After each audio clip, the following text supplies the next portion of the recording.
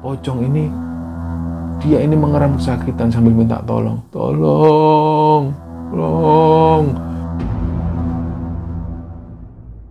Semua warga yang ada di balik desa itu dengar dan melihat ke arah sebelah toilet, ada sosok pocong yang sambil teriak-teriak, tolong.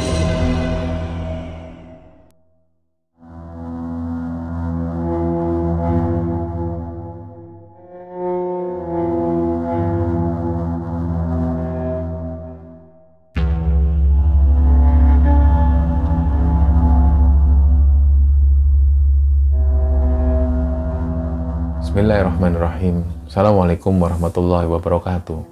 Sobat Kembara Sunyi dimanapun berada, pada kesempatan kali ini saya akan menceritakan sebuah cerita yang masih ada hubungan dengan episode sebelumnya, yaitu Sumpah Pocong Mbah Murti. Dimana cerita kali ini akan menceritakan gimana masa lalu tentang Pak Bejo dan gimana akhir cerita dari cerita ini.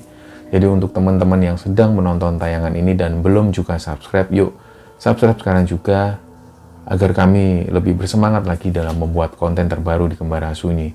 Dan untuk teman-teman yang telah mendukung kami sejauh ini, kami ucapkan terima kasih banyak dan semoga amal kebaikan teman-teman dibalas kebaikan berlipat oleh Allah Subhanahu wa taala.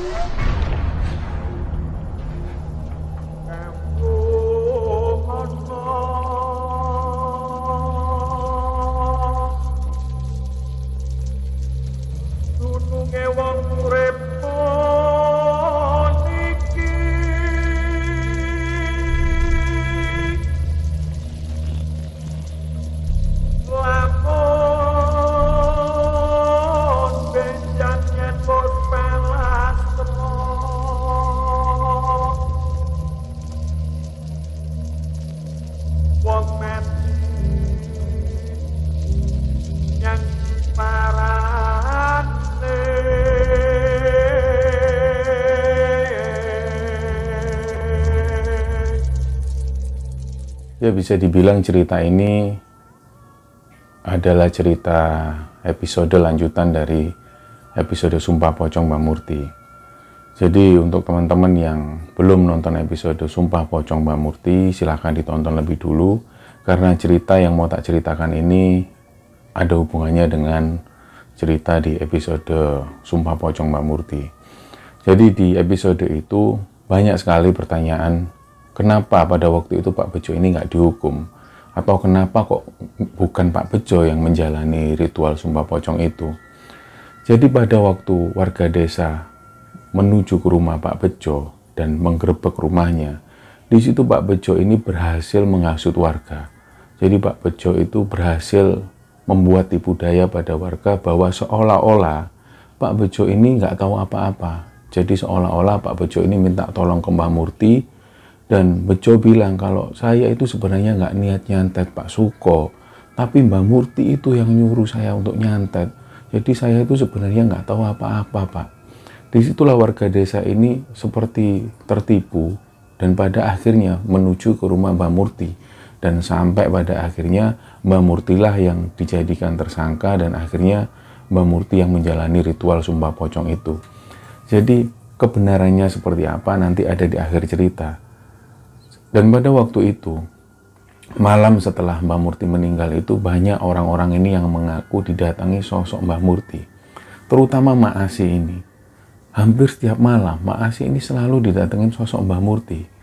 Jadi begitu Mak Asi ini keluar, dia ini sudah ngelihat sosok Mbah Murti ini duduk di atas kursi goyang seperti itu. Dan ketika ditanya, "Mbah, lapo kok nang kene?" Mbah Murti itu langsung melotot ke arah Mak Asi seolah-olah marah. Tapi waktu itu Mak Asi nggak tahu ini kenapa kok Mbah Murti ini selalu datang hampir tiap malam. Nah, sampai pada satu ketika Mak Asi ini mimpi dia didatengin Mbah Murti dengan di belakang ini ada sosok tinggi besar yang seolah-olah mencekik leher dari Mbah Murti itu. Dan waktu itu Mbah Murti melambaikan tangannya ke Mak Asi. "Sih, tolong sih, iki kelakuannya Bejo sih, kelakuannya Bejo." Nah, waktu itu dalam mimpi itu Mak Asi ini sempat sadar loh. Ono opo Mbah, opo Bejo Mbah. Bejo sing garaya aku ngene sih. Jadi Mbah Murti sempat bilang seperti itu dalam mimpinya Mak Asi. Dan ketika bangun, pagi harinya itu Mak Asih langsung bergegas menuju ke rumah kepala desa. Ya rencananya memang Mak Asih ini sekedar ingin ngobrol dengan Bapak Kepala Desa tentang mimpi yang dialami oleh Mak Asih.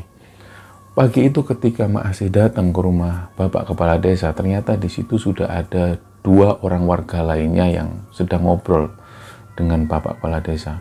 Waktu itu Pak Kepala Desa langsung kaget dengan kedatangan Mak Asih.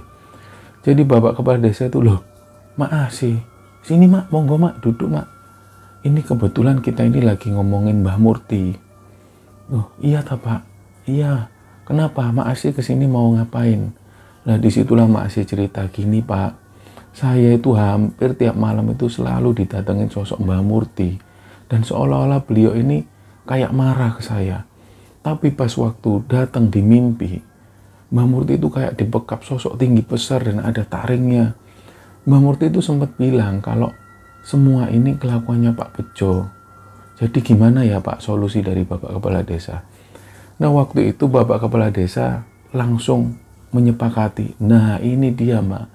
Jadi Mak, sebenarnya kami ini lagi ngomongin tentang Mbah Murti. Dan ada beberapa warga itu yang nggak terima kalau Pak Bejo ini nggak dihukum.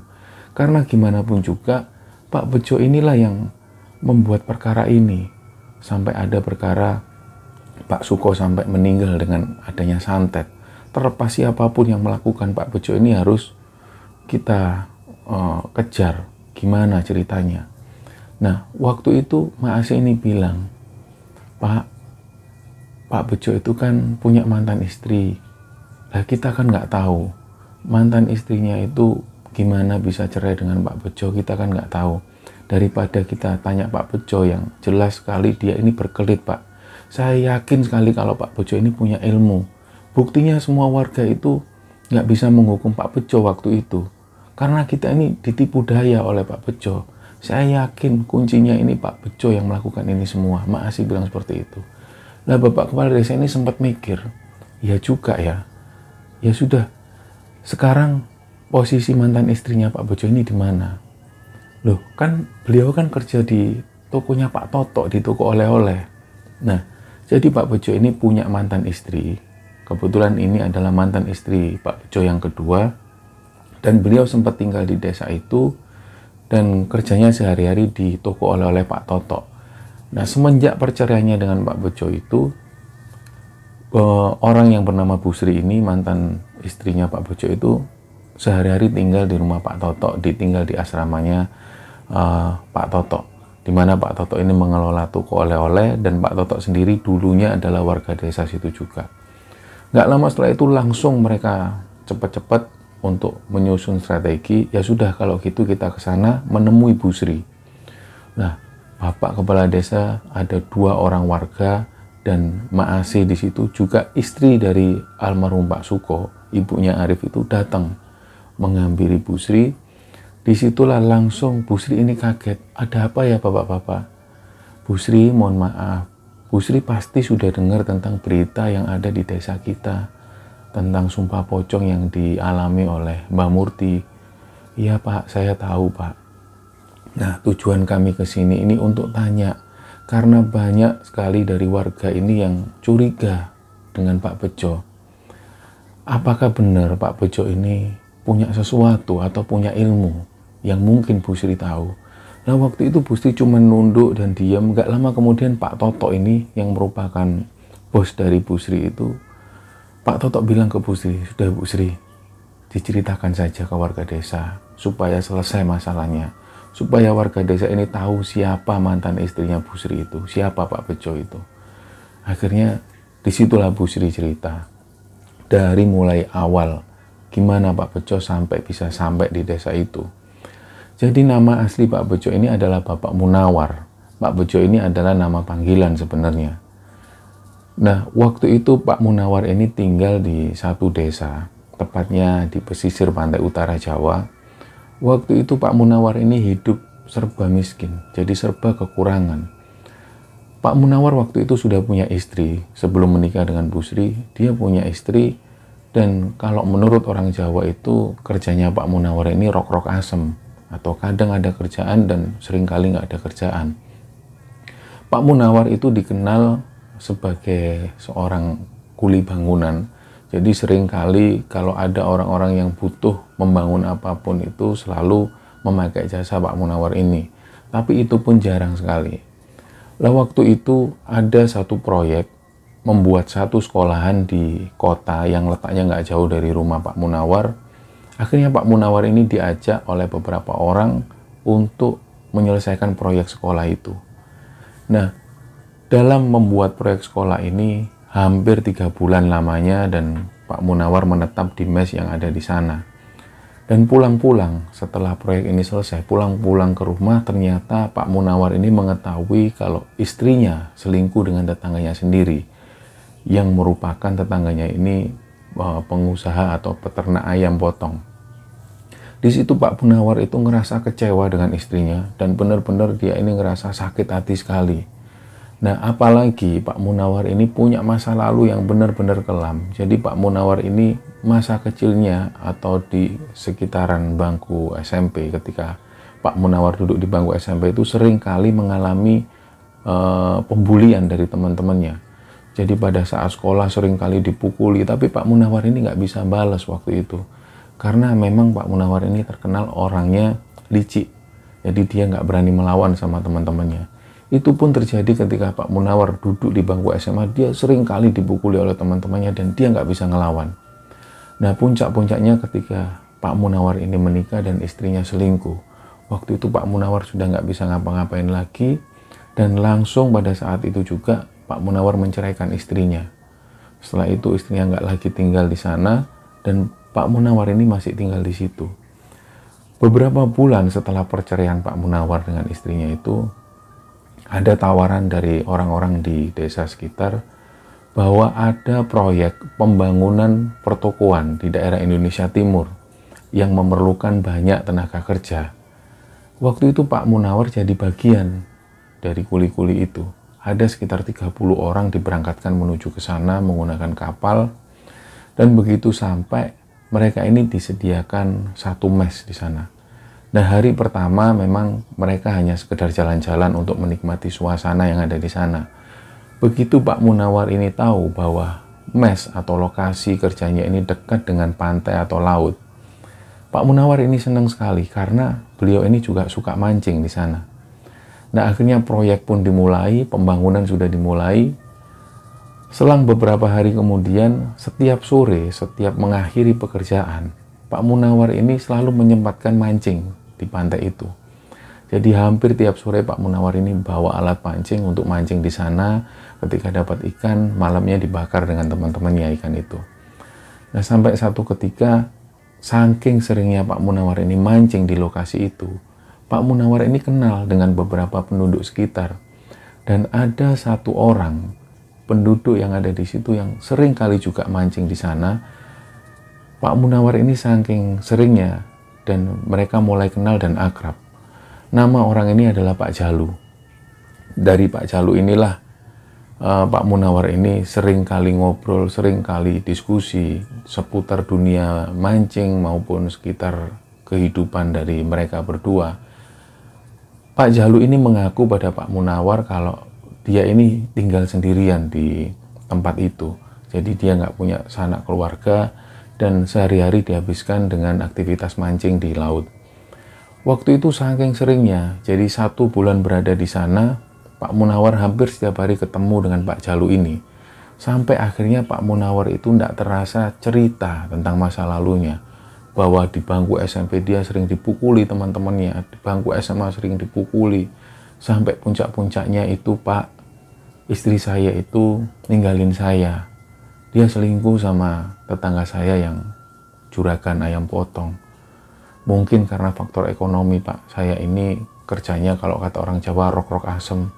Di situ Pak Munawar cerita pada Pak Jalu dan waktu itu Pak Jalu cuma melihat seperti iba kepada Pak Munawar.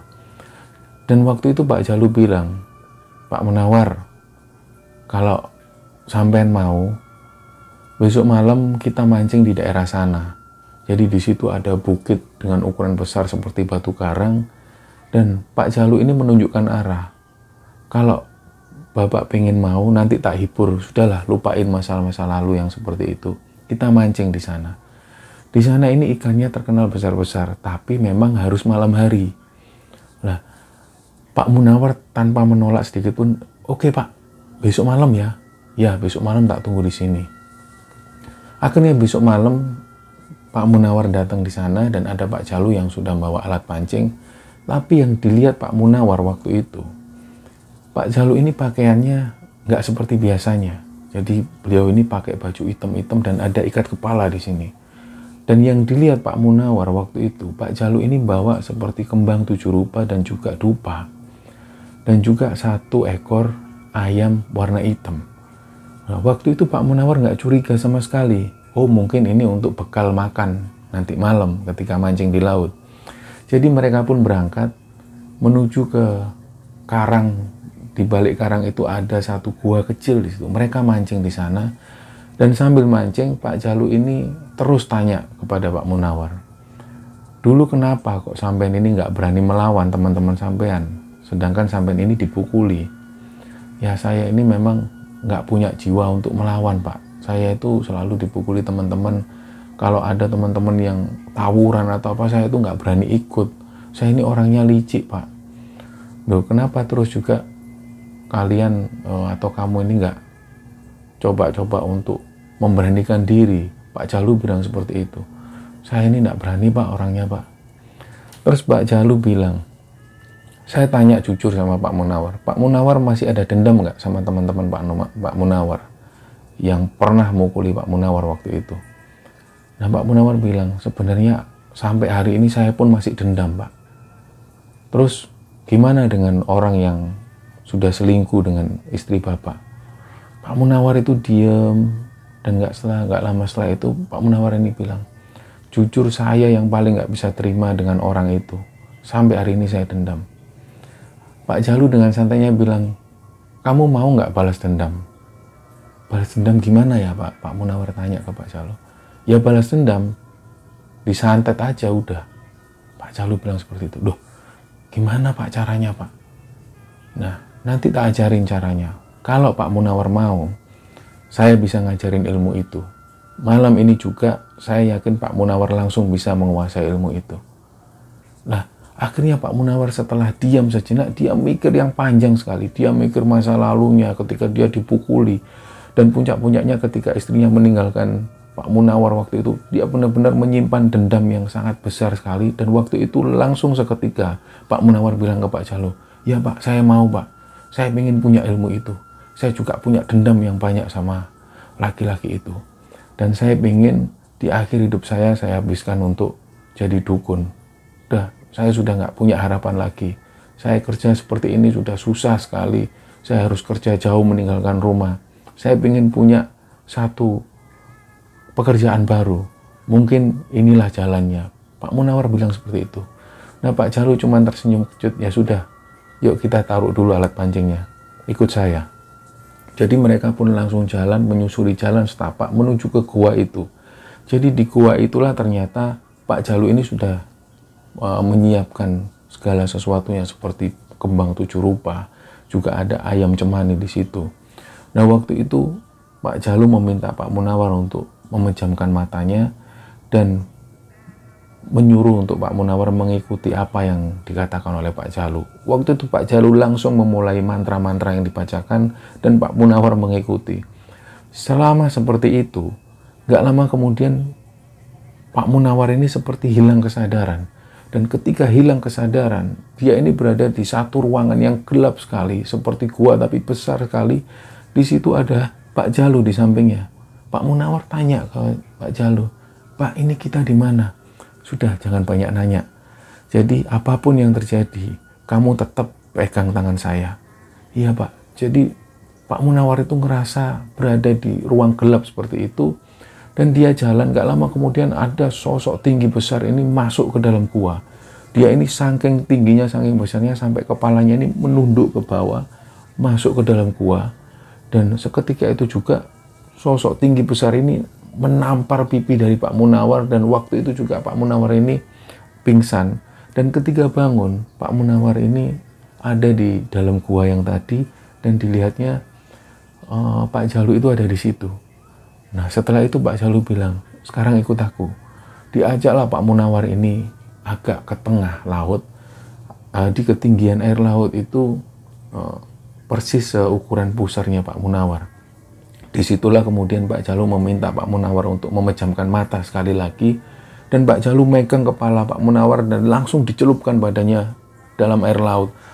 Kedua kali dicelupkan lagi, sampai ketiga kali Pak Munawar ini sekali lagi hilang kesadaran dan seperti berada di lautan yang luas. Dan di situ dia ngelihat ada sebuah kerajaan yang besar, dan gak lama kemudian ada perempuan atau ratu yang cantik turun dari singgasana, dan dia menghampiri Pak Munawar dan seperti menyerahkan selendang ke arah lehernya.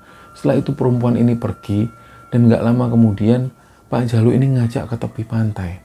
Dan setelah itulah Pak Munawar itu langsung diarahkan menuju ke perapian yang mereka buat tadi, dan di situ sudah ada ayam cemani. Langsung Pak Jalu ini bilang ke Pak Munawar, Pak, ritual ini kita mulai.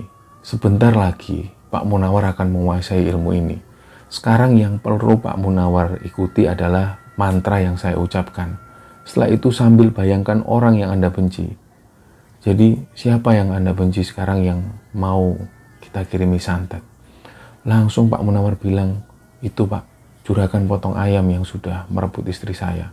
Oke, mulai sekarang, mulai detik ini bayangkan dan pegang ayam ini. Dan ketika sudah berhasil membayangkan wajahnya, langsung sembelih ayam ini. Dan begitu Pak Munawar ini diam, mereka ini langsung komat kamit membacakan mantra, dan gak lama kemudian mulailah Pak Munawar ini langsung menyembelih ayam ini, dan darah keluar dari ayam itu. Dan seketika itu juga Pak Jalu itu senyum. Dia menjabat tangan dari Pak Munawar dan bilang, Pak, malam ini saya sudah mewariskan ilmu saya pada Bapak. Jadi pesan saya, pantangannya cuma satu dalam ilmu ini. Apa itu Pak? Jangan sholat. Hindari hal-hal yang berbau agama. Jadi ini pantangan yang serius dan harus diingat oleh Pak Munawar. Waktu itu Pak Munawar cuma diem. Ya Pak, baik Pak. Nah setelah itu langsung Pak Jalu ini pamit. Setelah ini Pak, jangan lagi cari saya. Saya sudah nggak ada hubungan apa-apa lagi dengan Pak Munawar. Jadi Pak Jalu bilang seperti itu. Setelah ini Bapak melakukan aktivitas seperti biasa, dan nggak perlu tanya gimana kondisi orang yang sudah merebut istri Bapak. Sudah pasti dia celaka hari ini. Dan ilmu ini sudah saya wariskan. Silahkan menjalani kehidupan Pak Munawar. Nah malam itu mereka berpisah, dan ternyata benar. Keesokan harinya ketika Pak Munawar mancing di tepi laut itu, dia ini nggak lagi melihat sosok Pak Jalu. Padahal hampir setiap hari mereka ini bertemu. Jadi waktu itu Pak Jalu nggak lagi menampakkan diri, nggak lagi mancing di pantai. Dan ketika Pak Munawar tanya ke orang-orang yang ada di situ, ada yang pernah ngelihat Pak Jalu nggak? Pak Jalu siapa ya Pak? Orangnya yang selalu pakai topi dan selalu pakai celana pendek. Disebutkan ciri-cirinya orang-orang yang sering kali mancing di situ, satu pun nggak ada yang pernah tahu. Jadi banyak orang-orang ini yang padahal setiap hari ini ketemu dengan Pak Munawar. Dan Pak Munawar ini ngerasa kalau orang-orang ini juga tahu kalau aku itu sering kali bareng dengan Pak Jalu. Tapi kenapa kok orang-orang ini nggak tahu? Jadi setelah hari itu, sering kali Pak Munawar ini menuju ke pantai untuk mencari Pak Jalu. Pak Jalu sudah nggak ada lagi di sana, dan entah kemana, Pak Munawar sendiri nggak tahu rumahnya Pak Jalu ini di mana. Dan akhirnya Pak Munawar ini melanjutkan kehidupannya, proyek pertokoan ini pun dilanjutkan. Jadi pembangunan proyek pertokoan ini sudah sampai di tahap pembangunan di lantai 2. Waktu itu Pak Munawar ada posisi di lantai 2. Nah entah kenapa mungkin kehilangan fokus atau ngelamun, Pak Munawar ini jatuh dari lantai 2. Berat, dan suaranya keras sekali sampai semua teman-temannya ini menghampiri Pak Munawar. Jadi waktu itu begitu orang-orang ini mengelilingi, berkerumun melihat kondisi Pak Munawar. Waktu itu Pak Munawar cuma bangun seperti biasa, dan semua orang ini kaget. Duh, kok kamu nggak apa-apa? Kamu nggak apa-apa? Pak Munawar nggak apa-apa? Nggak apa-apa.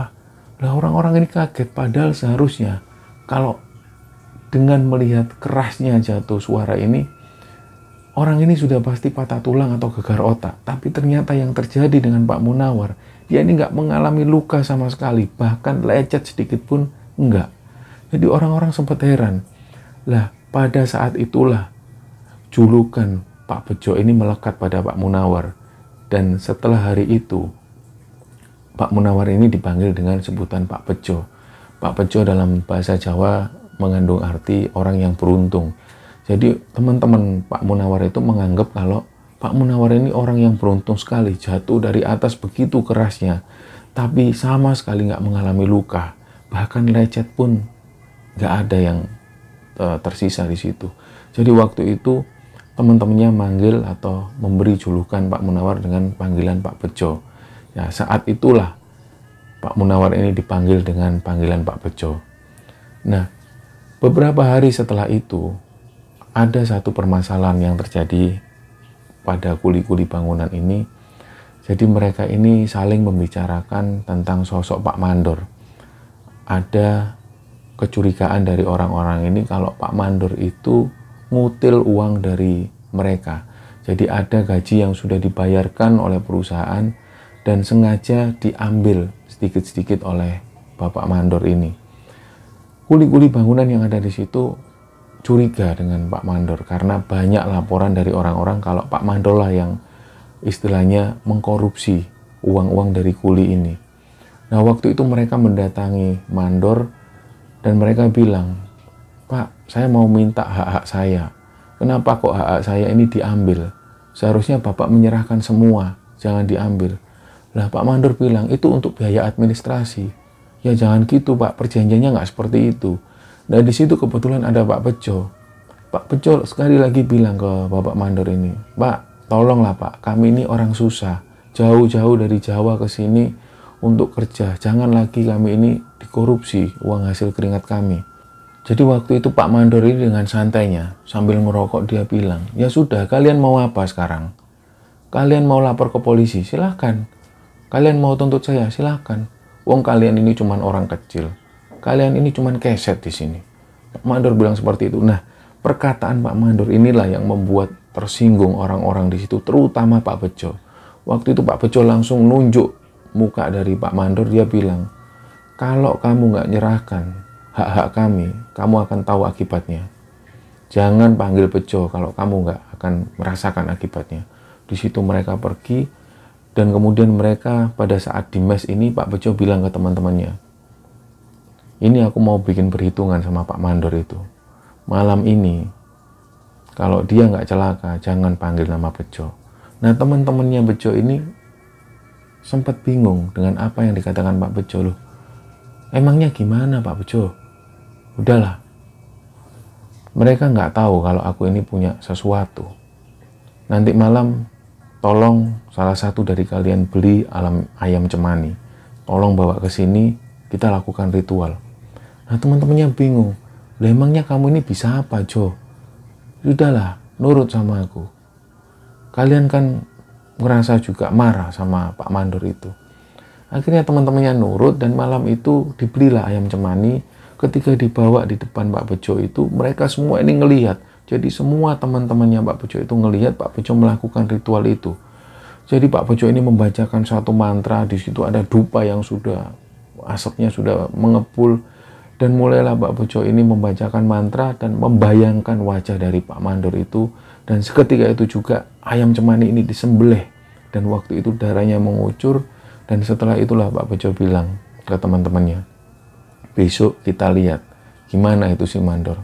Kalau dia nggak celaka, jangan bilang Bejo." Ternyata keesokan harinya Pak Mandor ini nggak masuk kerja. Nah, orang-orang atau teman-temannya ini sudah mulai curiga, kemana Pak Mandor? Jangan-jangan yang dilakukan Bejo itu beneran. Nah, keesokan harinya ternyata Pak Bejo ini nggak datang lagi ke proyek. Ada laporan dari orang-orang perusahaan bahwa Pak Mandor ini sedang terbaring sakit di rumah sakit dan pihak rumah sakit gak bisa mendiagnosa penyakit apa yang dialami oleh Pak Mandor itu. Keesokan harinya, sore hari ini, pihak perusahaan beserta beberapa perwakilan menuju ke rumah sakit, dan waktu itu mereka ini melihat kondisi Pak Mandor waktu itu benar-benar terkulai lemas, dan di bagian perutnya itu seperti membiru, seperti bekas pukulan. Waktu itu orang-orang ini kaget dengan kondisi yang dialami oleh Pak Mandor. Kamu ini kenapa, Pak? Kenapa kok bisa seperti ini? Lah Pak Mandor cuma bilang, nggak tahu.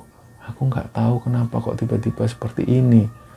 Nah, seketika pulang itu ada laporan dari beberapa kuli bangunan yang bilang ke pihak perusahaan bahwa, Pak, sebenarnya Pak Mandor itu dia ini berbuat curang. Dia ini ngambil uang dari kami beberapa.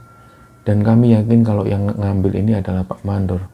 Dan ini adalah bentuk reaksi dari kami. Jadi kalau Pak Mandor ini mengakui perbuatannya dan mengembalikan hak-haknya, saya yakin Pak Mandor ini kembali sembuh. Tapi para kuli-kuli ini nggak bilang kalau Pak Mandor ini diguna-guna oleh Pak Bejo. Nah, waktu itu pihak perusahaan akhirnya coba bilang lagi ke Pak Mandor, dan akhirnya Pak Mandor mengakui perbuatannya. Keesokan harinya, uang-uang yang sudah diambil oleh Pak Mandor itu dikembalikan ke para kuli, dan waktu itu teman-temannya bilang ke Pak Bejo, Jo, ini kan uangnya sudah dikembalikan. Kapan kira-kira Pak Mandor ini bisa sembuh dan kembali kerja? Nah, Bejo itu sambil tersenyum kecut cuman bilang, loh, memangnya apa yang sudah tak lakukan itu bisa tak cabut kembali? Ya nggak bisa, biarin orang itu seperti itu, biar dia nanggung akibatnya. Nah, teman-temannya ini kaget, lu yang bener Jo, kamu jangan kayak gitu, kasihan, udah biarin aja. Ternyata berhari-hari setelah kejadian itu, Pak Mandor ini belum juga sembuh. Sakitnya semakin parah dan pihak dari rumah sakit nggak bisa mendiagnosis sakit apa dia ini. Sampai kemudian ada satu saat Pak Mandor ini meninggal dunia. Waktu itu semua orang ini semakin percaya dengan apa yang dilakukan oleh Bejo itu. Dan semua orang ini mengakui kalau Bejo ini punya ilmu hitam. Nah, tapi orang-orang ini masih belum tahu ilmu hitam yang dipelajari oleh Pak Bejo ini berasal dari mana. Gak ada yang tahu. Sampai kemudian mereka kembali pulang ke Jawa, dan waktu itu Pak Bejo ini memutuskan untuk pindah kota ke Jawa Timur. Di situ Pak Bejo ini kenal dengan namanya Bu Sri ini. Dan ketika kenal, mereka pun menikah. Disitulah Pak Bejo ini cerita semuanya tentang masa lalunya, dari mulai kecil sampai dia kerja di satu proyek, sampai Pak Bejo ini mendapatkan ilmu dari mana, semua diceritakan ke Bu Sri. Waktu itu Bu Sri belum bisa terima, tapi ada pesan kepada Pak Bejo, Pak, nanti kalau sudah menikah, kita sudah menikah, tolong jangan melakukan ini lagi, jangan melakukan tindakan yang seperti ini lagi. Itu nggak benar. Kalau kita punya anak, nanti aku nggak mau anak kita itu tahu kalau sampean ini dukun. Nah, ternyata keterangan dari Bu Sri, Pak Bejo ini punya ilmu yang namanya ilmu Suwanggi. Ilmu Suwanggi inilah yang dipelajari Pak Bejo ketika bertemu dengan Pak Jalu. Suwanggi ini adalah ilmu, kalau di Jawa semacam ilmu santet, dan Suwanggi ini melekat pada julukan orang itu. Jadi bisa dikatakan Pak Bejo ini adalah seorang Suwanggi, di mana dia mempunyai ilmu hitam dan bisa menyantet siapa saja orang yang dikehendakinya dengan menggunakan ilmu hitam itu. Dan saat mengetahui bahwa Pak Bejo ini punya ilmu Suwanggi itu, Bu Sri itu cuman meminta satu hal yang tadi, kalau jangan lagi melakukan ketika nikah sama aku. Akhirnya mereka pun pindah di satu desa, di mana desa ini adalah desa yang ditempati oleh Mbah Murti itu. Di situ istrinya minta pada Pak Bejo, sudah Pak, kita hidup yang seperti orang normal aja. Kita beli satu ladang, kita tanam tanaman, entah itu pisang atau apa, nanti hasilnya kita jual ke pasar. Sementara aku kerja di toko oleh-oleh punya Pak Toto.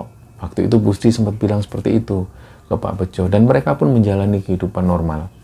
Sampai pada satu ketika, ada satu kejadian di mana Pak Bejo ini melihat ada anak kecil yang hanyut di sungai.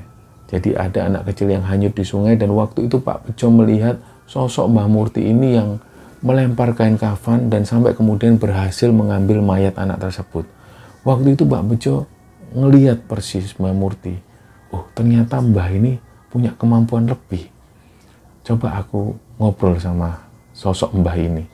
Begitu Pak Bejo ini datang ke rumah Mbah Murti, memperkenalkan diri bahwa namanya Pak Bejo, dia adalah suami dari Bu Sri, Mbah Murti awalnya nggak tertarik.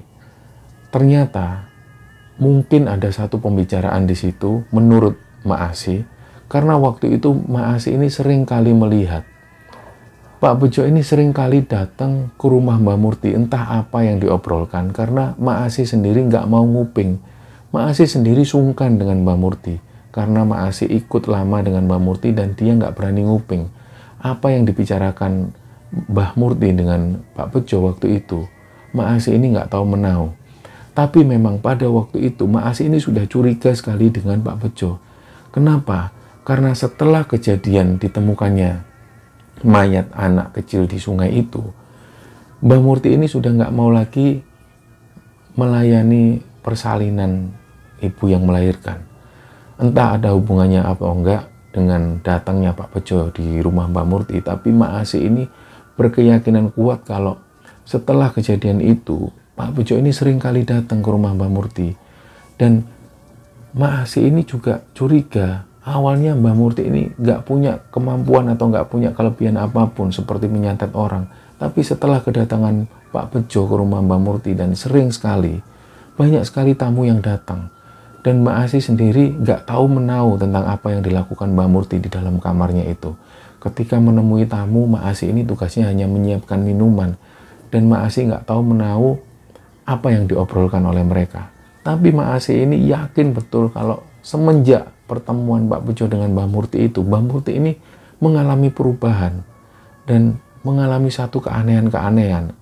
Waktu itu memang Mak Asi sendiri nggak berani masuk ke kamar Mbah Murti, hanya sesekali mengantarkan minuman dan lalu pergi lagi. Nah, setelah kejadian itu, orang-orang yang ada di situ, Bu Sri terutama bilang kalau ya memang Bu Sri ini mengakui ke Bapak Kepala Desa dan semua yang ada di situ termasuk Mak Asi, juga istri dari Pak Suko. Bu Sri ini bilang, memang Mak Asi, Pak Bejo itu, mantan suami saya itu memang punya ilmu suanggi. Dan orang ini memang sangat bahaya. Kenapa saya bercerai dengan Pak Bejo? Karena waktu itu saya itu memergoki Pak Bejo ini bawa ayam cemani. Malam-malam itu Pak Bejo ini bawa ayam cemani dan saya tanya, mau kemana Pak malam-malam gini? Wis, kamu nggak usah ikut campur, mau ke rumahnya Mbah Murti. Pak, jangan aneh-aneh lagi Pak. Kamu kan sudah janji ke aku untuk nggak aneh-aneh lagi. Waktu itu Pak Bejo ini seolah cuek dengan apa yang dikatakan oleh Bu Sri. Dan waktu itu Pak Bejo ini sempat mengutarakan sesuatu ke Bu Sri. Wis kamu itu nggak usah banyak omong. Kalau kamu nggak terima, sudah pergi dari sini. Kita cerai. Nah, dari situlah Bu Sri ini tersinggung dan dia langsung meminta cerai. Setelah perpisahan itulah, kemudian Bu Sri ini nggak lagi ketemu dengan Pak Bejo. Di situ Bu Sri cerita semuanya bahwa memang benar suaminya ini punya ilmu hitam. Dan apa yang terjadi waktu itu ketika warga menggerebek rumah Pak Bejo, Bu Sri ini yakin kalau ya itu kelakuan Pak Bejo. Semua warga kampung itu ditipu daya oleh Pak Bejo. Pak Bejo ini punya ilmu semacam hipnotis, Pak. Saya yakin Pak Bejo itu seperti itu. Karena ilmu suanggi ini ilmu yang tertinggi. Dia ini bisa mempengaruhi siapa aja. Makanya waktu itu ketika warga desa menggerebek, kenapa Pak Bejo gak dijadikan tersangka atau gak jadi sumpah pocong? Itu karena dia ini punya ilmu yang bisa menipu daya. Jadi sebenarnya saya yakin kalau Pak Bejo ini yang mengajari Mbah Murti. Ini keterangan dari Bu Sri. Nah, setelah itu warga ini langsung pulang menuju ke desa. Saat itu juga Bapak Kepala Desa ini meminta bantuan kepada Yai Gufron. Diutarakan semua bahwa kejadiannya seperti ini, apa yang terjadi dengan Pak Suko itu perbuatan dari Mbah Murti, dan disinyalir Mbah Murti ini diajari ilmu hitam oleh Pak Bejo. Waktu itu Yai Gufron langsung bilang, ya sudah, ayo kita datangin rumah Pak Bejo. Begitu didatangin, lagi-lagi Pak Bejo ini seperti mengelak. Kenapa kok lagi-lagi nuduh aku? Kan sudah dibilang Mbah Murti yang melakukan. Toh Mbah Murti juga sudah terkena sumpah pocong itu. Orang-orang masih nggak percaya, dan Yai Gufron itu seperti ngambil sesuatu, ada pot tanaman di situ, dilempar ke arah Pak Bejo, dan seketika itu juga Pak Bejo ini langsung pingsan dengan lemparan pot dari Yai Gufron itu. Dan ketika sadar, Yai Gufron langsung bilang, Jo, Udah, kamu nggak usah berkelit. Kalau kamu masih berkelit, kamu mau sumpah pocong. Bejo ini langsung bilang, ya, aku berani sumpah pocong. Kalau memang warga desa nggak percaya bahwa aku yang nggak melakukan, aku berani sumpah pocong. Bejo ini nantang seperti itu. Akhirnya warga desa ini teriak-teriak, udah sumpah pocong, sumpah pocong. Akhirnya keesokan harinya dikelarlah sumpah pocong itu. Begitu Bejo ini proses dimandikan, sebelum dikafani, Yai Gufron itu ngambil daun kelor dan minta tolong untuk dipukulkan ke arah kaki dan juga badan dari Pak Bejo. Dan ketika itu orang-orang ini memukulkan ke arah kaki Pak Bejo, ternyata nggak ada kejadian apapun. Pak Bejo tetap biasa saja. Dan nggak lama setelah itu Yai Gufron, sini, coba sini daun kelornya. Jadi Yai Gufron ini sambil membacakan sesuatu, Yai Gufron ini melihat ke arah atas, kemudian membacakan sesuatu, langsung dipukulkan daun kelor itu ke arah kaki Bejo, badan dan juga mukanya. Jadi begitu dipukulkan, gak lama kemudian Bejo ini teriak kesakitan, aduh, dan orang, semua warga ini ngelihat ada benda-benda kecil seperti jarum yang berwarna emas keluar dari muka Pak Bejo, dan dari tubuhnya juga keluar. Jadi Yai Gufron bilang, dia ini pakai susu, dia ini biadab, dia ini punya ilmu hitam. Jadi semua itu ya, jarum-jarum yang berwarna keemasan itu keluar dari seluruh tubuh Bejo. Jadi saat itu juga Pak Bejo ini kesakitan, aduh, diambil oleh orang-orang. Ada sekitar 20 jarum emas yang menempel di tubuh Bejo. Dan ketika keluar, sudah lanjut dilakukan prosesinya. Yai Gufron bilang seperti itu. Setelah itu pun Bejo ini dikafani dan disuruh mengucapkan kalimat syahadat oleh orang-orang. Tapi ternyata Pak Bejo itu nggak bisa sama sekali mengucapkan kalimat syahadat. Karena pengakuan dari Pak Bejo, saya ini sudah hampir puluhan tahun nggak pernah mengucapkan kalimat itu. Saya nggak pernah menyembah Tuhan, saya nggak pernah menyembah Allah. Nah, waktu itu orang-orang cuma istighfar, astagfirullahaladzim. Ya sudah Pak, dituntun aja Pak, suruh syahadat Pak. Dituntunlah Pak Bejo ini untuk syahadat. Begitu Pak Bejo ini syahadat, proses ritual sumpah pocong ini pun dimulai. Dan ketika selesai, warga pun mengaminkan, langsung Pak Bejo ini kembali pulang seperti biasa. Keesokan harinya, ada kejadian yang membuat warga kampung ini gempar. Ternyata dari dalam rumah Pak Bejo itu terdengar suara teriakan-teriakan kesakitan. Dan warga kampung awalnya cuek, karena orang-orang ini sudah sangat jengkel dengan adanya Pak Bejo. Tapi karena Bapak Kepala Desa yang bertanggung jawab di desa itu, Bapak Kepala Desa sempat bilang ke warga kampung, ayo Pak, kita lihat kondisi Pak Bejo seperti apa. Jangan-jangan nanti dia ini terjadi apa-apa. Jadi 2 hari setelah sumpah pocong itu, warga kampung dengan Bapak Kepala Desa mendatangi rumah Pak Bejo. Dan ketika masuk, mereka semua terkejut bahwa Pak Bejo ini dari wajahnya ini lebam-lebam seperti bekas pukulan. Jadi wajahnya membiru, tangannya ini membiru seperti bekas pukulan. Padahal nggak ada satupun orang yang masuk ke rumah Pak Bejo. Di situ Pak Bejo ini mengeram kesakitan. Gimana Jo? Kamu mau dibawa ke rumah sakit? Aduh. Lah Bapak Kepala Desa langsung bilang, sudah, jangan ditanya, langsung bawa ke rumah sakit. Langsung dibawa ke rumah sakit, dan begitu belum sampai ke rumah sakit, Pak Bejo ini meninggal. Setelah itulah langsung Pak Bejo ini dilakukan proses pemandian jenazah dan dikafankan seperti biasa, dan langsung dimakamkan di makam setempat. Setelah kejadian itu, warga desa itu agak lega dengan meninggalnya Pak Bejo, karena semakin jelas bahwa nggak ada lagi tukang santet di desa ini. Bahwa sebenarnya ternyata selama ini Pak Bejo lah yang punya ilmu suwangi itu. Nah, 2 hari setelah kematian dari Pak Bejo itu, ada warga kampung itu yang ngerasa didatengin. Jadi waktu itu mereka duduk-duduk di depan rumah, ada sekitar 3 orang. Mereka ini lagi ngobrol santai, dan gak lama obrolan itu menjurus ke obrolan Pak Bejo. Jadi mereka bilang, lah yo, aku itu ndak percaya kalau Bejo itu ternyata suwangi. Dia itu tukang santet. Iya, kurang ajar itu. Kok bisa dia itu bikin sesuatu di desa ini, padahal dia ini kan pendatang. Dan pas waktu ngobrolin tentang Pak Bejo itu, nggak lama kemudian di depan pagar persis, ada sosok pocong yang wajahnya mirip sekali dengan Pak Bejo, dengan wajah yang lebam. Dan pocong ini, dia ini mengeram kesakitan sambil minta tolong. Tolong, tolong. Begitu warga ini ngelihat di depan itu, pocong ini berdiri. Dan langsung warga ini semburat lari ke dalam. Keesokan harinya, mulailah gempar isu pocong dari Pak Bejo ini menghantui warga. Jadi warga kampung itu sempat bisik-bisik. Loh, Bejo katanya menampakkan diri dalam bentuk pocong ya. Iya, aku sendiri juga nggak percaya. Tapi nggak usah takut lah. Wong Bejo itu orang jahat, kita nggak usah takut. Ternyata keesokan harinya ada anak-anak muda yang seumuran Arif waktu itu. Ada yang duduk di bangku SMP, ada yang duduk di bangku SMA. Mereka ini lagi asik main catur di pos kamling. Dan nggak lama setelah itu mereka ini ngobrol. Kamu nggak takut didatengin Pak Bejo? Lah ngapain takut? Iya, katanya orang-orang itu, kalau kita membicarakan Pak Bejo, orangnya itu datang. Alah, ya kalau datang ya biarin, kita lempar aja pakai batu itu. Ternyata mereka ketawa-ketawa sambil ngobrolin Pak Bejo.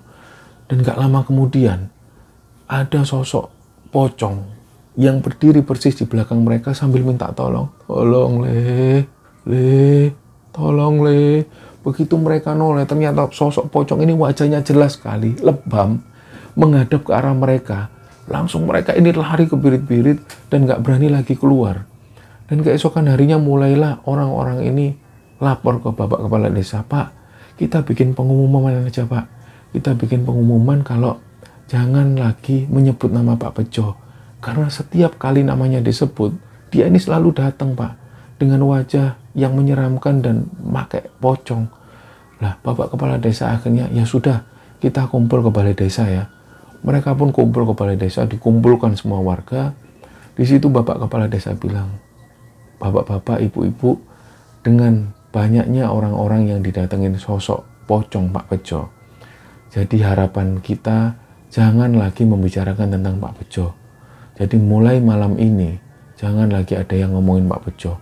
Lah warga bisik-bisik, kenapa kok nggak boleh ngomongin? Oh, orang jahat kok. Ngapain kita takut sama orang jahat? Ternyata malam itu semakin banyak yang ngomongin Pak Bejo. Ada sosok pocong ini yang muncul persis di balik toilet. Dia ini sambil teriak-teriak, tolong, tolong. Semua warga yang ada di balai desa itu dengar dan melihat ke arah sebelah toilet. Ada sosok pocong yang sambil teriak-teriak, tolong, tolong. Warga ini lari semua, lari pulang ke rumah masing-masing. Dan beberapa hari setelah itu nggak ada lagi warga yang berani keluar malam-malam. Nah, setelah kejadian itu, warga ini semakin takut membicarakan tentang sosok Pak Bejo. Nggak ada lagi yang berani menyebut namanya. Karena mereka yakin kalau menyebut nama Pak Bejo, sosok ini akan selalu datang dengan penampilan seperti pocong. Beberapa tahun berlalu, sampai pada akhirnya ada acara seperti 17-an. Jadi mereka kumpul di balai desa, mereka menggelar satu acara pementasan. Waktu itu ada acara tari-tarian dan segala macam, dan giliran Bapak Kepala Desa yang baru. Jadi Bapak Kepala Desa naik ke atas podium, dia ini memberi sambutan, cerita tentang sejarah desa tersebut, sampai kemudian pembicaraan atau pidato dari Bapak Kepala Desa ini mengarah ke arah sumpah pocong. Jadi Bapak Kepala Desa ini bilang kalau dulu di desa ini pernah ada kejadian sumpah pocong. Dan selayaknya semoga tidak ada lagi kejadian-kejadian semacam ini. Jadi sumpah pocong yang dilakukan oleh Mbah Murti juga Pak Bejo. Waktu itu warga, ketika Bapak Kepala Desa menyebutkan nama Pak Bejo, warga itu langsung diam satu sama lain, dia saling melihat, saling memandang. Takut. Mereka ini takut kalau sosok Pak Bejo yang sudah bertahun-tahun sudah nggak muncul, ketika disebut akan muncul lagi. Jadi Bapak Kepala Desa dengan santainya bilang, kita tahu kalau Pak Bejo itu dulu punya ilmu suwangi. Jadi hal terbaik adalah kita mendekatkan diri pada Tuhan. Jangan mencari ilmu hitam semacam itu, karena sosok Pak Bejo ini bisa kita jadikan pelajaran. Nah terus Bapak Kepala Desa ini terus bilang seperti itu. Gak lama kemudian dari sound system ini dengar ada suara tolong, tolong. Keras sekali. Waktu itu juga warga Kepala Desa ini lari berhamburan. Jadi benar-benar suara minta tolong itu keluar dari sound system benar-benar keras. Gak hanya Bapak Kepala Desa, semua berhamburan tanpa tahu siapa yang teriak seperti itu. Jadi setelah kejadian itu benar-benar warga ini nggak berani menyebut nama Pak Bejo. Jadi inilah alasan kenapa Arif sebenarnya meminta pada tim Kembara Sunyi untuk tidak menceritakan bagian ini. Tapi karena banyaknya pertanyaan dari teman-teman tentang gimana sosok Pak Bejo ini, maka pada waktu kemarin kami meminta izin ke Arif dan Arif memperbolehkan untuk menceritakan cerita ini. Jadi cerita ini sudah mendapat izin dari Arif, dan beberapa waktu yang lalu ketika kami melakukan syuting yang pertama, ketika kami menyebutkan kata-kata Pak Bejo, ada satu kejadian yang aneh, yaitu ada ketukan pintu yang sangat keras sekali, dan kami merasa aneh karena waktu itu jam 11 malam. Dan ketika salah satu dari tim keluar, ternyata nggak ada apapun, nggak ada suara apapun. Dan ketika kembali ke studio, memulai proses syuting lagi, suara ketukan ini kembali muncul.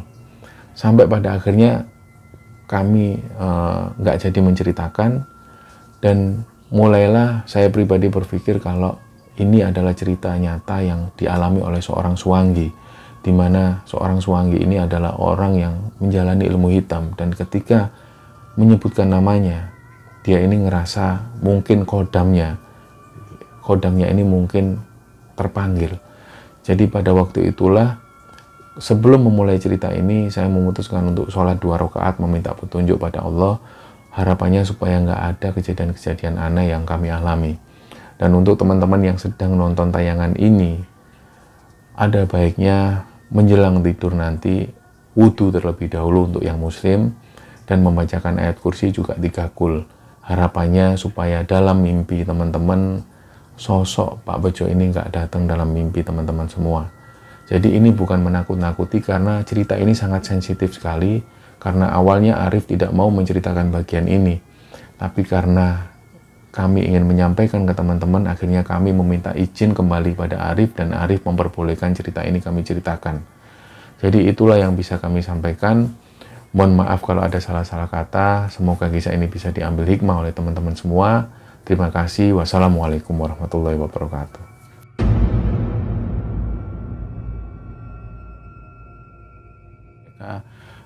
Mengerjakan proyek bersama. Jadi di situ mereka tinggal, mulailah pengerjaan proyek pembangunan pertokoan itu. Sehari-hari, karena di sana itu lokasinya dekat dengan pantai. Jadi Pak Bejo yang punya hobi mancing, setelah selesai mengerjakan proyek itu, di sekitar sore hari jam 4 sore, Pak Bejo ini selalu menyempatkan untuk mancing di dekat situ.